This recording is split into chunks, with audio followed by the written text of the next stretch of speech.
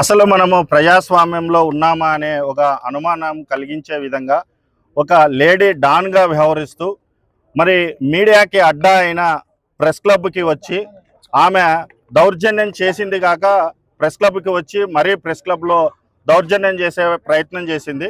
మరి అందుకని ఒకవేళ ఏ విలేకరైనా సరే ఆధారాలు లేని నిరాధారమైనటువంటి వార్తలు రాస్తే చట్టబద్ధంగా ఆమె చర్య తీసుకునేదానికి మరి చట్టపరంగా పోవడానికి అవకాశం ఉంది.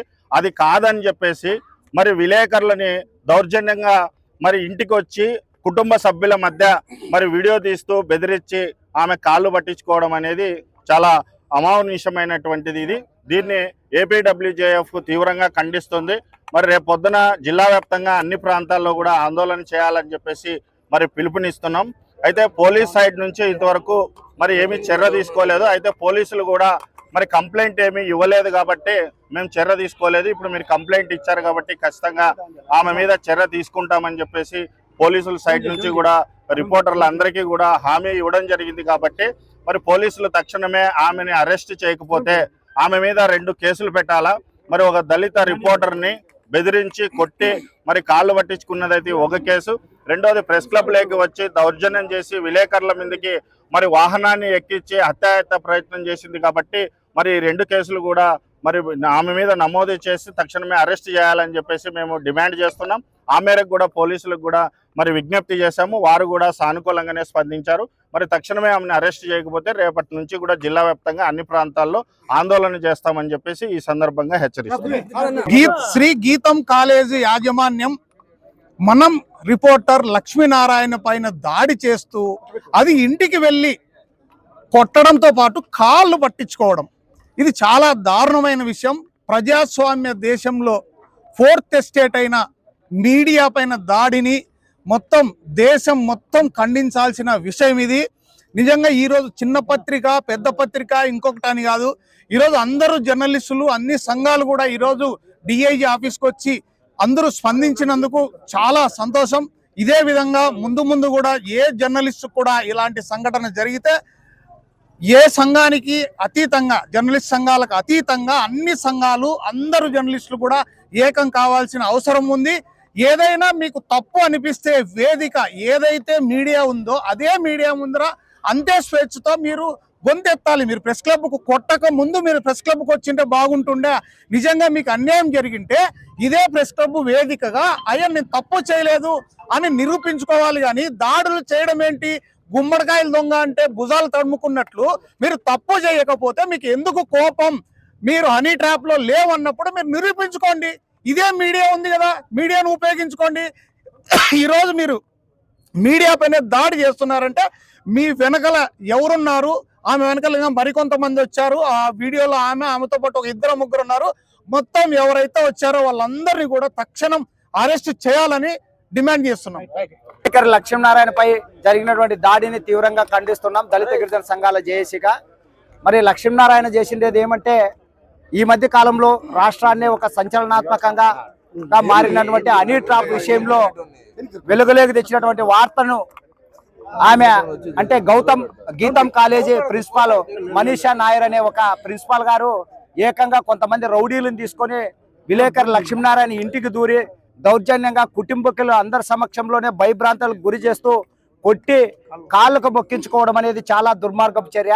ఈమె ఒక ప్రధాన కాలేజీకి ప్రిన్సిపాల్గా అయ్యుండి ఒక విలేకరుతో కాళ్ళకు మొక్కించుకొని తప్పు చెప్పించుకోవడం అంటే ఈమెకి నీతికి నిజాయితీకి ఏమాత్రము ఈమె సంబంధం లేకోకుండా జీవిస్తున్నట్లుగా మాకు అర్థమవుతుంది.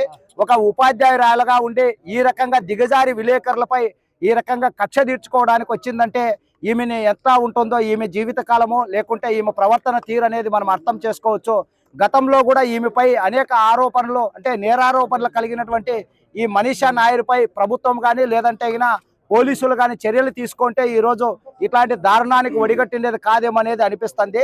మరి లక్ష్మీనారాయణపై జరిగినటువంటి ఈ దాడిని మేము పూర్తిగా తప్పుపడుతూ ఆమె పైన కఠిన చర్యలు తీసుకోవాలి. ఆమె మీద ముఖ్యంగా దళితుడు కాబట్టి లక్ష్మీనారాయణ ఇంటికి దూరి దౌర్జన్యం చేసినందుకు SC/ST అట్రాసిటీ యాక్ట్తో పాటు ఆమె మీద కఠిన చర్యలు తీసుకోవాలని డిమాండ్ చేస్తున్నాం.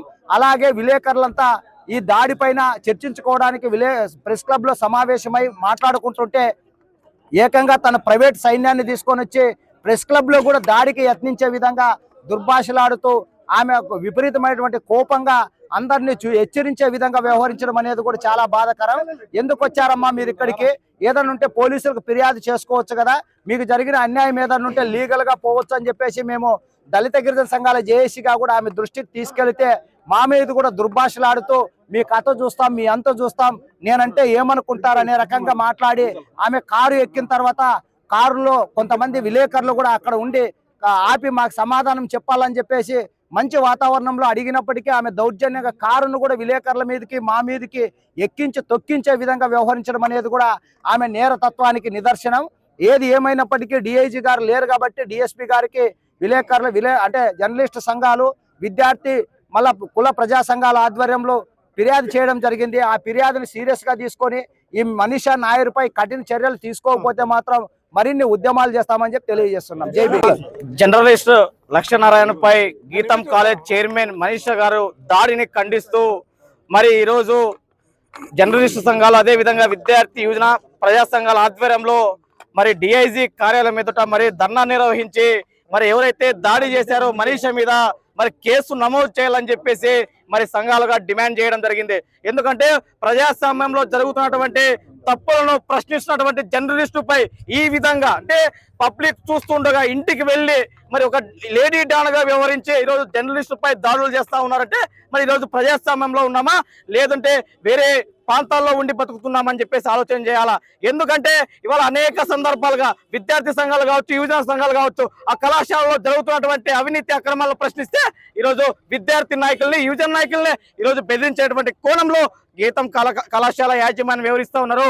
తక్షణమే ఏదైతే జిల్లా ఎస్పీ గారు తక్షణమే స్పందించాలా, స్పందించి ఏదైతే గీతం కాలేజ్ చైర్మన్ గారి పై తక్షణమే కేసు నమోదు చేసి అరెస్ట్ చేయాలని చెప్పేసి all India student black ASB గా డిమాండ్ చేస్తా ఉన్నాం.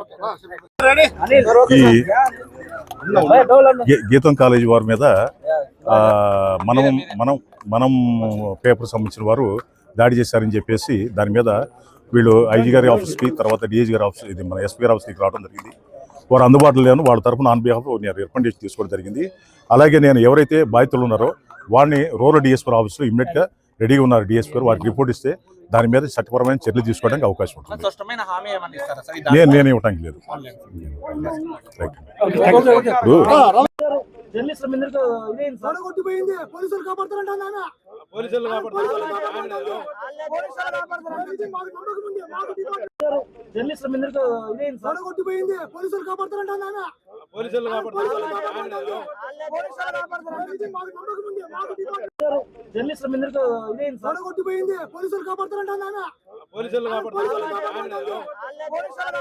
పోలీసులు